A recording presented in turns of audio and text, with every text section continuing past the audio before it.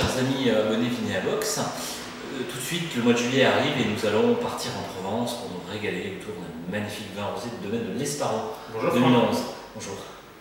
Alors, j'avais envie de te présenter ce domaine de l'Esparon rosé 2011. Alors déjà, un conseil d'achat sur les rosés. Ouais. Si vous êtes amené à sélectionner un rosé, vous faites toujours très attention au millésime. Un rosé, ça se voit dans l'année de production.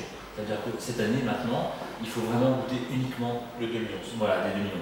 Alors, quelques mots sur le domaine de l'Esparon. Le domaine de l'Esparon, c'est un domaine familial qui fait à peu près une quarantaine d'hectares, situé en plein cœur de la Provence, dans un magnifique village qui s'appelle Gonfaron, juste à côté du Luc. Et les Miglior, qui sont les propriétaires, élaborent ce rosé avec beaucoup de passion, beaucoup de sincérité. Et plus que d'en parler, je pense que le mieux, c'est de mettre le nez dans le verre. Alors, c'est un assemblage de Grenache Cinsault.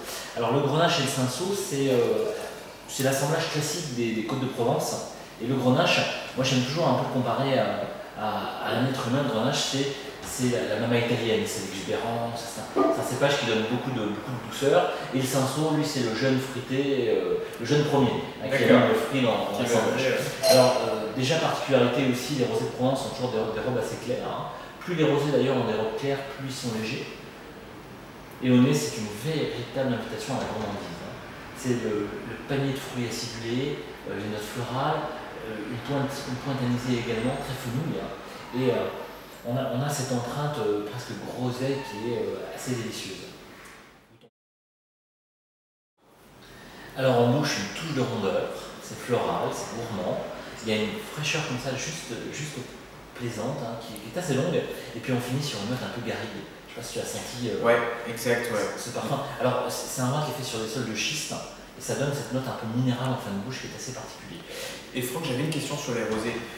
Comment est-ce qu'on peut reconnaître à la robe un vin rosé sec d'un vin rosé très fruité, très type sucré? Et malheureusement, en fait, la robe, quand elle est claire, ça indique un vin rosé léger. Et quand elle est plus sombre, ça indique un vin rosé plus sombre. Malheureusement, sur le goût, il faut ouvrir les yeux.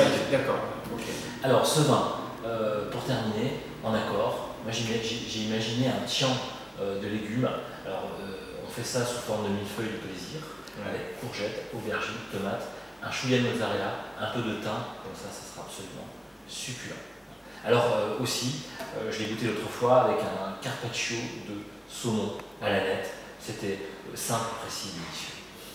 Merci beaucoup Franck.